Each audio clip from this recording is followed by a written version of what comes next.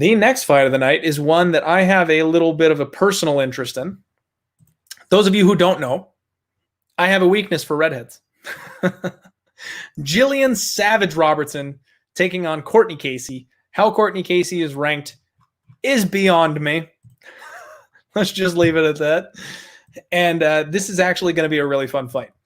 So Gillian Robertson was one of the first ever fighters who was gracious enough to come on the Die Hard MMA podcast. And because of that, I took an immediate liking to her, and I am a little bit of a simp. If you don't know what a simp is, check Urban Dictionary. You'll get a good little laugh out of that later. But I'll fully admit that I'm a bit of a simp when it comes to Gillian Robertson. However, I very much like her skill set. She's building something. She's over at American Top Team. They are testing out some new stuff with her, and it's been a little bit of a bumpy road. You're going to expect that. But she has a style that I think is very, very dangerous and could be extremely effective moving forward once she perfects it. She's also extremely young. Gillian is only 25 years old. She is 7-4. Courtney Casey on the flip side of this thing is 33. She is 9-7. So she's just barely over a 500 fighter. She has extremely bad takedown defense. All right. Courtney Casey has a 39% takedown defense rating. She averages 4.72 significant strikes a minute and gets hit with 4.63. So over the course of her UFC career, she is trading evenly with her opponents. She doesn't outstrike them by enough for it to really matter. And she can get taken down almost at will. She has faced much higher levels of competition, though I do have to acknowledge that. That's an angle that I always try to take myself, is betting on fighters that have a competition level edge. However, she has been schooled by the majority of them, so it's not necessarily something that I want to read too far into here. And the fact that she gets taken down by just about everybody plays into Gillian Robertson's strengths. Gillian Robertson is an incredible offensive machine. All right, she's an offensive grappler. She's hunting for submissions. She has a relentless early attack. The danger with Gillian Robertson is if she gasses out. She can get a little overexcited in that first round and not leave herself much gas in the tank for rounds 2 or 3. But I think that's something that's going to come with age. I think that's something that she's going to be working on, and she looks to be in phenomenal shape if you take a look over at her Instagram.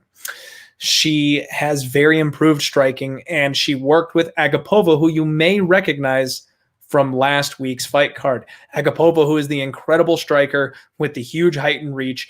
Gillian's been working closely with her. You can see on their Instagram, they're taking photos with each other pretty regularly. And to me, that is a very good sign that she's working with someone who is that skilled, has that kind of ability on the feet. She's going to get acclimated. I'm telling you, she's 8 years younger in this spot.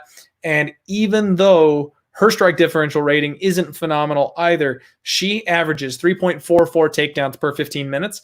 And she lands that at a 47% accuracy. So what that means is every 15-minute fight, she's getting 3.5 takedowns. And if you get back up, she's getting you back down because she lands half of her takedowns. So she is just a monster, absolute offensive monster here. And going up against a woman whose takedown defense is garbage, I think Gillian's going to be able to get her to the mat. Now, Courtney Casey has some pretty good Brazilian jiu-jitsu. That's going to be the key here. If she's going to catch Gillian with something, it's going to come off of her back. Gillian has been caught in a submission before. She got arm barred by Myra Bruno Silva, I believe. So it's happened. There's a history there. However, like I said, I believe that she is improving, and that was 2 years ago that took place. So Gillian is a much more improved fighter since then. I don't know that Courtney's going to be able to throw up some kind of fluky submission and catch her off the back. I expect Gillian to get on top, rough her up against the cage. We are in the small cage, mind you, so there's less room for her to close, less distance for her to get to her opponent, get her hands on her. And on top of that, Gillian is fully capable of TKO victories as well. When she got on top of Sarah Frodo, who is a much larger woman than she was, she unleashed hell, and she got the referee to step in and stop the fight very, very quickly. I am going to go ahead and roll the dice on my girl Gillian Robertson again. I got -125. The world doesn't seem to agree with me. You can get her at -120 now. The comeback on Courtney Casey is +100. And I may be a simp, but I'm going to own it. I've bet Gillian Robertson every single fight for her last 4 fights. I am 2-2, the same that she is, but I think this one's going to turn the tide. If she drops this one to Courtney Casey, I might be a bit off the train, especially when it comes to betting. I will still love and support her from my heart, but I won't be able to put my hard-earned money on her any longer. This is kind of the turning point for me. If she pulls this one off, That's what I want to see. She isn't with AGT. She's with him. Who's him? She's with him. Who's him? She was at ATG the last time I saw. I mean, I know everybody is kind of working from home at this point here. Oh, yeah, there you go. My man, Dean Thomas. Okay.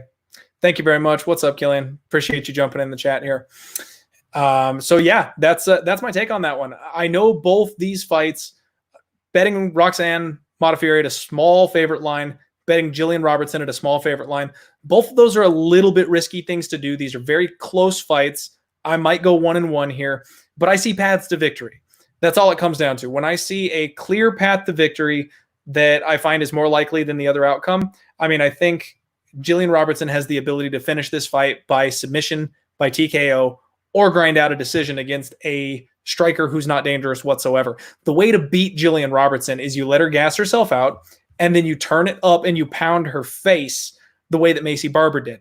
Well, Courtney Casey doesn't have that kind of gas. Courtney Casey doesn't have that kind of pop on her punches. So I don't expect her to be able to lay out Gillian Robertson the way that Macy Barber did. And if she can't do that, then Gillian's going to stick to her like glue, back off, reset, get her gas back. This one may go the full 15 minutes, although Gillian never does that. She's done it 3 times in her career so far. She's gone the distance. Vincent, new to the chat. What's up, buddy? Thank you for tuning in. I appreciate you joining the show. My boy Brandon here saying that this may be one that probably goes to decision. I am like 90% certain the Roxanne Modafferi fight goes to decision, but Gillian almost never goes to decision anymore. Like I said, she's a little firecracker, so I'm not sure if this one makes it the distance. And the bookmakers have given us a very interesting under on this fight, and I'm tempted to take it, but I'm almost scared that they gave it to us as a trap. So again, tune in on Friday for my Total Madness show. We'll go over it then. What's a 4-fight parlay y'all like? Help the man out in the chat. I've got a 2-fight parlay that I'll give you. That one's one of my best bets this week, but not giving a 4 one. Luke M saying Gillian is free money for this one. I have no idea why people are picking Casey.